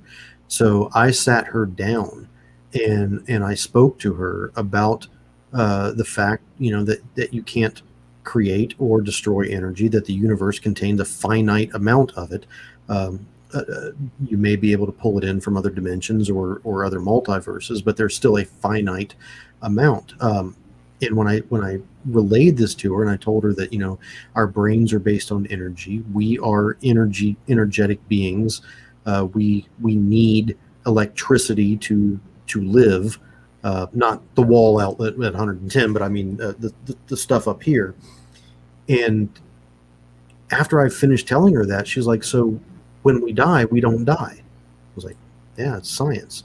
And she was like, "Cool, okay, thanks, Dad. Good night." And Yeah, that's a good she was argument good with that. now, because it's a general rule of the universe that energy cannot be created or destroyed. It just changes form. So maybe Right. our consciousness just changes into something else, you know? Yeah, and maybe it inhabits a solid state drive. Yeah. Well, I guess I'm through my list of questions, and I don't want to keep it too long, but I have one important one, Sure. because I want to know what you think about some people's claims that the government actually has recovered some sort of alien spacecraft or one of these craft and has back engineered parts or all of it. Um, what do you think of these stories? Because I used to believe them, but more and more lately, I don't find them to be credible. I don't, it's like people make claims, and that's great. Like we've had Mark McCandlish with this ARV story. Mhm. Bob Lazar, I don't believe one bit after a really deep dive into that case. But there's others that have said that there's stuff at Wright Patterson or Roswell debris got taken at Wright Patterson, and we somehow have this stuff, and we're trying to figure it out. But to me, it doesn't hold water, because it would be kind of like handing an iPhone to a caveman and saying, "I'll give you as much money as you want, make me another one of these." You know, the caveman would have no idea what he was looking at, let alone how to reproduce it. Well, I think there's probably about a 50-50 chance that it's real. I think that my personal feelings is that Roswell was us, that Rendlesham was not us. And I think that we probably most likely have things from Rendlesham. I think we are reverse engineering technology that we obtained that was not created by us, and by us I mean terrestrial based, humans born in Poughkeepsie. I don't believe that everything that we have is us. And to expand on that, I think, based on the conversations that I have had with people, and I'm not going to name them, but everybody knows who they are, and you've seen pictures of me hanging out with some of these people. According to internal theories, we know who is in the saucers. The black triangles are a combination of us and them, and we don't have a clue who's in the Tic Tacs. That's interesting. And just to circle back, um, you mentioned spending some time with Lou Elizondo, and you were on this unidentified show. And, I'm really up in the air about him. And I was definitely very skeptical of TTSA. After all, Tom DeLonge famously basically promised people that they were going to build a spaceship while he was soliciting investor funds, and then he Right. never built a spaceship. So huge problems with that.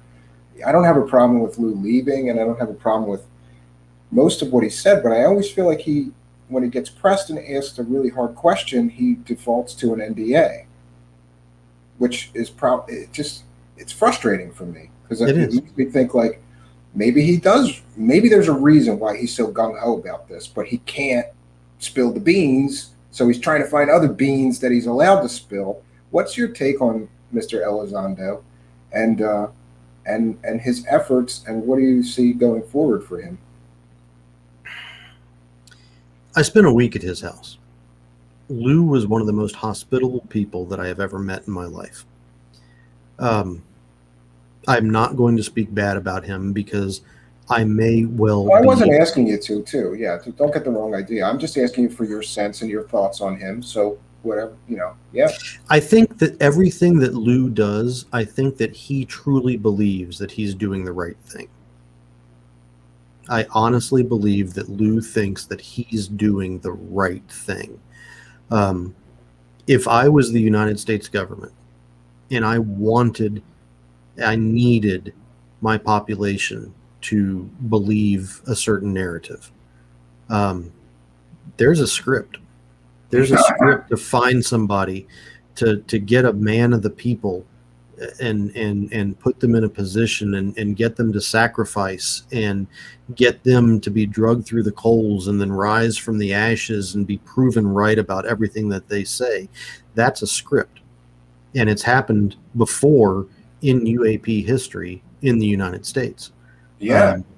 The Benowitz case for sure.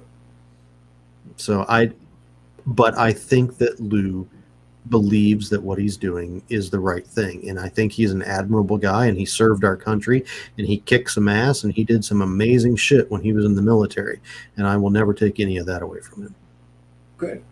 Rogue Status has a great question. How do you guys feel about deathbed confessions? Credible. What I would say is that there's some deathbed confessions out there that are garbage, most notably Jeremy Corbell and Richard Dolan's CIA deathbed confession. We've covered that here previously. We found out that the gentleman pictured in the video as this amazing guest talking about Area 51 and aliens was never in the military and never worked for the CIA. He worked his entire life as a grocery store person. He worked in a grocery store. So I think if you could verify their background as being genuine and accurate, and they're telling stories about aliens, there's a lot of Roswell deathbed confessions that I find credible, because why in somebody's last days would they suddenly just start making up things about aliens? What do you think, Jeremy? I think I'll adopt the policy of the NSA or the CIA on that one. Trust, but verify. Yeah, that's an excellent way. Well, listen, I can't thank you enough for doing this, and I hope that you will come back. We're rebooting our Revisiting Roswell series. I'd love to just pick your brain for an hour about Roswell and see what you think of Roswell. Spooky has a question right there. He's asking if I'm a Mason. Yeah. Oh no, Jeremy's one of those Freemasons. He's trying to rule the world. He can't be trusted, right? Yes. I of course now I can't get it back on the wall. That'll sit down there for a minute. It's okay. Yes, I am a Mason. I was entered, passed, and raised back in the year 2000 at Vegas Lodge number 32, and I am a member of the Scottish Rite. I am a 32nd degree Scottish Rite Mason as well. Yeah, I've had an interest in that, and I even almost attempted to join, but then things sort of got in the way. Did you find it to be very helpful to your life? Because everybody I know that did it said that it made them a better man, right? Isn't that part of the thing, making good men better men? Yeah, making a good man a better man. Absolutely. It's not a religion. It's not even a dogma. It's just it's a philosophy. Yeah. So you're not trying to take over the world or anything? Did you get that up that high? You can get the Illuminati secrets from them yet? I wouldn't be driving around in a 99 Land Rover if I was being able to take over the world. So, yeah, that's very good point. Well, I want to thank you for doing this. I'm going to throw you out and attend to some show business. I have some announcements to make. I'm happy that you could do this tonight because we just now got on all these different audio podcast networks. So people will be able to catch this replay of us virtually anywhere that they get their audio podcasts. And you're one of the first episodes going up because fantastic. I thought this is a great one. And also, I consider that part of what we do here is a public service, and I can't stand all the disinformation and false information and narrative pushing.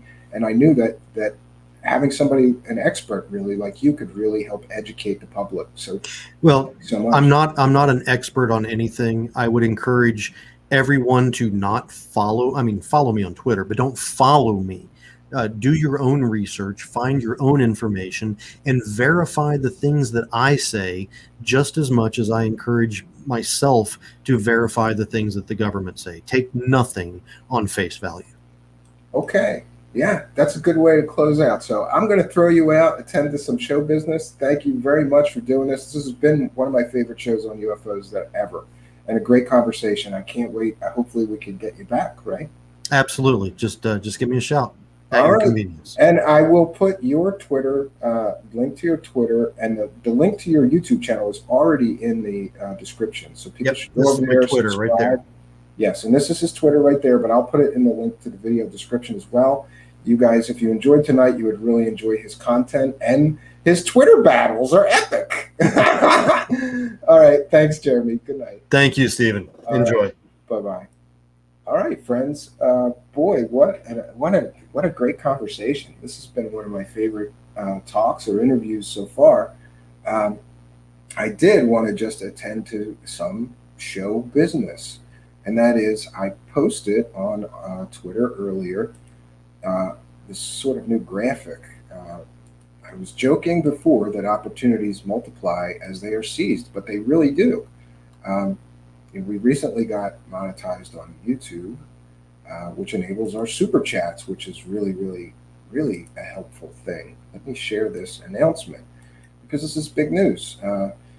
Many people have been asking me for a long time if I could get the show to audio podcast, and honestly, I didn't want to do it because I figured that the show is a video show.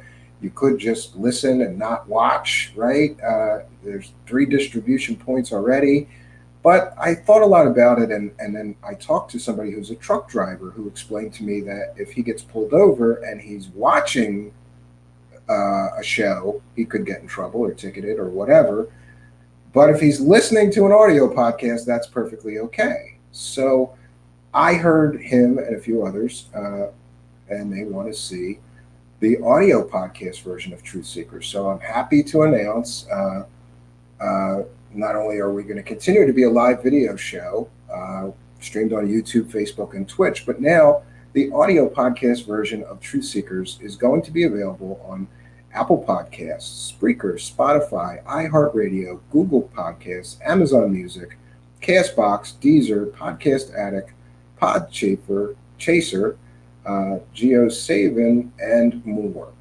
Basically, anywhere you get your audio podcasts, you should be able to find Truthseekers. Just look for the weird guy with the sunglasses. That's in the profile. You'll find us, and you can listen to the audio version.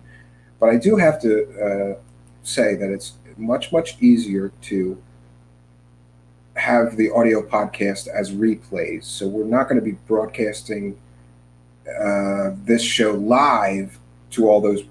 In other words, while you're watching the video on YouTube, Twitch, or Facebook Live, you're getting the live version of the show. The audio podcast will be the replays. So in other words, as soon as I'm finished with the show, I upload it, and then the RSS feed takes it out to all the different distribution points. But you asked for it, we gave it to you. I also want to make sure that people listening in audio podcast land realize that we have a live chat when we have the live shows on YouTube, Facebook, and Twitch that you can participate in. You've heard us take questions from the live chat tonight. If you would like to participate, we have an amazing community here of people interested in these subjects. We have lively conversations and debates and things that we would like you to come and participate. So if you'd like to be a part of the community here, if you'd like to come and ask me questions live, you can do so. Just search for Truthseekers on YouTube. And again, look for that guy, that weird guy with the sunglasses and dark hair. That's me, Stephen Cambion, and you'll find us on YouTube, and you too can participate in the live chat. I will be looking into seeing if we can make the audio synchronize and all the audio podcast distribution points take our feed live, but that's a battle for another time. For now, I thought it would be good enough to get the audio podcast out to all these. Look at that. I believe there's some that I didn't mention because they're sort of up and coming and I hadn't even heard of them, but I believe that the audio version of the show will be going to 14 different distribution points. So this is a good thing, and I'm happy to make this announcement.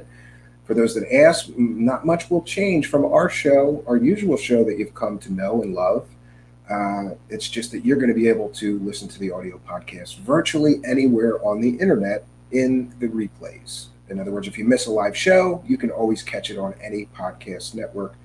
Usually, they'll be there about a half hour after the show ends. So in other words, tonight, as soon as I finish with this show, I will be uploading the audio file of tonight's show, to the main hub, and then it gets sent out onto all the different distribution points. Um, and one other thing, I guess there will be a few, just some slight changes. Like I'm going to add a few more musical bumpers and things like that, and we have to be a little more conscious of dead air. So, in other words, previously I would just put up a graphic that said thank you to our Patreon supporters. Now that's going to be a problem because it would be dead air for 30 seconds on a podcast. So, little bit of adjustments, but we're gonna figure that out. For now, I would instead of putting that graphic up and thanking our Patreon supporters, I would say I would just like to thank our Patreon supporters because you too, for as little as $1 a month, can support our show. The show you are hearing, no matter where you're hearing or viewing it from, is a viewer-supported show. There's several ways to support us. You can join Patreon for as little as $1 a month. I give a video journal, a behind-the-scenes look at what's happening with the show every single month. I'm uploading music every month from a new album. Basically, I'm uploading the demos from a new album I'm working on. We have something called the Mind Hack Project, which is sort of a self-help system designed to help you reach your goals. If you like self-help sort of recordings or motivational speaking, Mind Hack may be for you. And it includes a lot of binaural beats to help you get in the right brain state to get certain tasks done. I try to give as much as I can. We also post things on Patreon, like behind the scenes pictures of shows we're developing or upcoming guests. I'll be doing some writing there soon. So that's Patreon. There is also, we can accept a PayPal donation at truthseekershow@gmail.com. All you do is send whatever money you'd like to send to truthseekershow@gmail.com and make sure that you add a note with whatever you'd like to say, and we shout out every one of those PayPal donations. In other words, you send us a PayPal donation and add a note, and whatever you'd like me to read on air, we do so. And then the third way, financially, is we have super chats and super stickers. You could come over to the live chat while we're doing a live broadcast. Just search for Truth Seekers in the YouTube search bar. Again, look for that weird guy with the dark hair and the dark glasses. That's me, Stephen Cambion, and you'll find our show. You can come in the live chat, send a super chat, send a super sticker. We read, thank, and acknowledge every single person that supports our show. The other final thing that I would like to say is there's one more way. I realize it's a tough economy out there. You don't have to just have some money to support us. The best other way to support us is to like, comment, and share. If you're watching on a video platform, like, comment, share, and send some of these video links to your friends. Share them on your social media. If you're listening on an audio podcast network, please give us a review. Write a review. Please give us 5 stars. That really will help more people find us in audio podcast land. We're brand new to that. It's funny, I've kind of come full circle because I started with an audio show. I started with a radio and audio podcast show, moved over here to the video space, and now we're kind of coming full circle, but now we've got an incredible amount more capabilities with the video streaming. It's really just more ways to enjoy the show. Rogue status. Yeah, and as I'm explaining to the people in audio podcast land, I'm taking live comments from our live chat right now as we're doing the show live. Rogue status is here and thanking our guests. Says thanks, Jeremy. Respect, man. Yeah, I really wanted to have Jeremy because he's so knowledgeable and really got some great insights into the UFO phenomenon, right? And I'll take comments and questions from our live chat right now. Thomas Fessler is here. Shout out to Thomas. He says, best UFO info is on Twitter, period. Yeah, UFO Twitter. There seems to be a lot of people interested in UFOs on Twitter. And Jeremy McGowan chiming in our live chat says, thank you for taking the time to listen to me today. I can't reinforce the statement enough. Don't take my word for anything. Do your own research. Find your own truth. My opinion is worth 0. Well, I disagree. I think you have incredible insights. I can't thank you enough for doing this. one of my favorite shows ever because we really got to drill down on some of this drone stuff. Rogue Status says, any more controversial stuff to upload to the podcast? I don't know. And if you're talking about the recent drama-rama with other show hosts, largely I'm ignoring all of that and concentrating on expanding our show and really, really moving our show forward. I can't believe that we've got 14 new distribution points for our show, 14 more destinations that our show gets shot to for the magic technology here. And more plays. It just makes me feel great to know that people are going to be able to listen to Truthseekers virtually anywhere, right? And Mystic Moon Tarot is here and says, how exciting. Yes, thank you. I really appreciate it. Oh, Rogue Status says controversial equals algo non-friendly. No, but I decided that I am going to, I don't know. There are some alternate platforms, Rogue Status, like Rumble, that we have a Rumble account. You can find some shows that I've uploaded to Rumble and DLive and some of these other lesser known video sites or Daily Motion. And I am going to be evaluating which one of those has got the greatest potential for free speech and me not getting canceled for talking about a certain subject. And then we're going to do some shows that are going to be like, let's just say we're going to do some shows on some smaller platforms for the purposes of free speech. I don't like that we have to avoid certain subjects, so I'm not going to.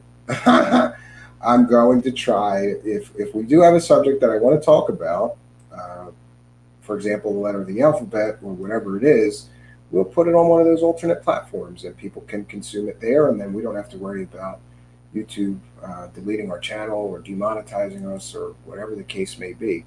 Matt Godet is here and says, keep up with good work, Stephen. Thank you. I appreciate your kindness and your support. Yeah. So, friends, Burger King customer. And I don't know why there's somebody named Burger King customer in my live chat, but I like Burger King, so it's all good. They say it's 4:50 in the morning here. Time for a good Burger King breakfast then, right? Plan D says, definitely one of your top 10, Stephen. Thank you. I didn't know how this was going to go. I think Jeremy really knocked it out of the ballpark, and I'm excited about looking at the numbers in the next couple of days because I think people are really going to want to hear what he had to say and hear this discussion. It really dispels a lot of myths and problems and that sort of thing. Mystic Moon Tarot, are you also putting our show on the podcast as well? Here's the way that it works. Stephanie has been a guest previously on our show. I decided just to avoid confusion and the incredible amount of work that it would be to put every previous episode up on the podcast network, that we were just going to do the episodes going forward.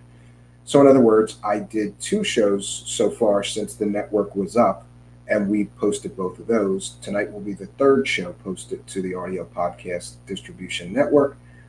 So going forward, you'll have the audio podcast, but the old shows will only be available on YouTube and Facebook for now. But if you do that show next week, your show next week would certainly be included in the audio podcast and be available everywhere I mentioned. It's literally everywhere. Spreaker, Apple Podcasts, iHeartRadio. I'm really happy to be on iHeartRadio because that's where I use to find audio podcasts. And I've been listening to iHeartRadio basically since it began. So I'm pleased to welcome them as partners with us to help our show. AJ asks, when you do your Pocono show, include the haunted houses? Okay, maybe I will. Six Sense is sharing Jeremy McGowan's YouTube channel. If you're listening in audio podcast land, just search for Jeremy D McGowan on YouTube and you will find his channel. If you're interested in UFOs and UAP, this phenomenon, you will certainly enjoy the content he creates. And I certainly appreciate it because I sometimes don't have 2 hours to listen to a long form show. He does these sort of 5 and 10 minute videos on each subject. They're really concise, you get in, you get out, you get your information, and I really enjoy his channel. So I highly recommend people go over there, subscribe. And I want to thank him again. This was a really fun talk. Yeah, so people are waving goodbye in the live chat, which I believe is probably my cue to jump out of here. I'm going to bounce out of here. I want to thank each and every one of you for joining us, especially you new people listening in audio podcast land. You can follow me on Twitter. It's at Stephen Cambion. You can come over to our YouTube channel and subscribe and hit that notification bell and participate in the live chat. You are all most welcome. New friends especially. We love making new friends, expanding the live chat, and we would love to have you participate. As I mentioned, I always have ended the show putting up a graphic thanking our Patreon, Super Chat, and PayPal donators for their support of the show. But because of the dead air issue, I'm going to have to come up with an alternate solution. I just realized this. I don't want to have 30 seconds of dead air. So tonight I will simply say, thank you for your kindness, your generosity, and your support to all of our super chatters, super sticker purchasers, anybody sending a PayPal donation or signing up for Patreon for as little as $1 a month. It really does help the show. I'm happy to say that today I got 3 new webcams. That's the same quality as this one. I got a great bargain on new webcams. I found this company that is selling this webcam that is really, really great quality. Almost, I can't really tell the difference in quality between this and a very expensive Logitech, and these were like $13. So I got a bunch of them, and I'm going to be working on the multi-camera setup, and we will get back to. The final bit of business that I will mention is that I did promise Jonaside that I would have slides. Okay, Jonaside he's killing me. He's one of our supporters. He sent me some money, and he wants to see slides on our show. But this is going to be a problem for audio podcast land, Jonaside. But I'm going to do it, okay? I just didn't get to it because I have a lot of stuff going on. Hopefully, sometime this week, we'll have slides, just like, Jonaside's favorite content creator, David Wilcock, who, by the way, would look much more believable and cooler with the mustache. Yeah, this is the things that our listeners do to me. They send me money and then they demand things. Jonaside demands slides. He came here and he's like, "Where's the slides? I was promised slides. You said there'd be slides." I did. I figured out how to do it. I just didn't have time to make any slides to talk about anything. But I promise that we will do that just for Jonaside, big supporter of the show. Yeah. Jonaside is here in the live chat, says David Wilcock would look so cool with a mustache and be more believable too. I agree with him.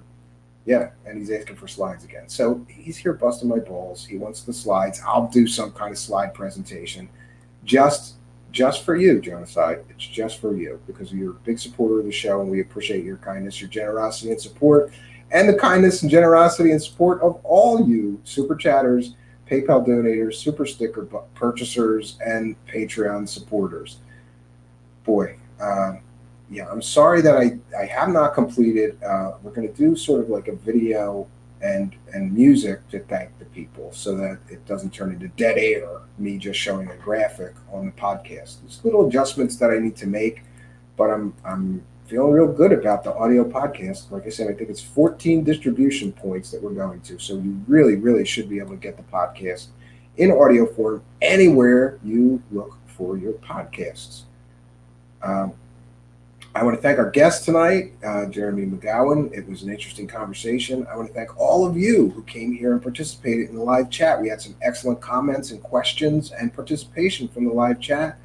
I truly appreciate that. I'm always happy, friends. I'm always happy when there's an audience. And I'm thankful that you could come here tonight and be a part of mine.